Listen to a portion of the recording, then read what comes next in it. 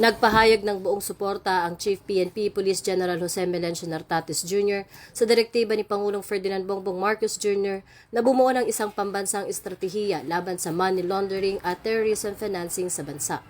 Sa ilalim ng Memorandum Circular No. 113, inatasan ng lahat ng ahensya ng pamahalaan na makiisa sa pagbuo ng National Anti-Money Laundering Strategy for 2026 to 2030.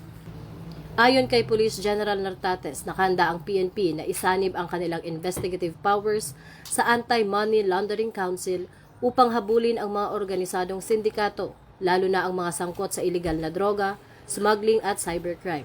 Bilang bahagi ng paghahanda, sumasailalim na sa mga special training sa financial forensics ang mga tauhan ng Anti-Cybercrime Group at CIDG, habang pinaigting naman ang pagbabantay sa mga high-risk sectors tulad ng mga casino at real estate upang matiyak na hindi magagamit ang Pilipinas bilang lungsura ng mga ilegal na pondo.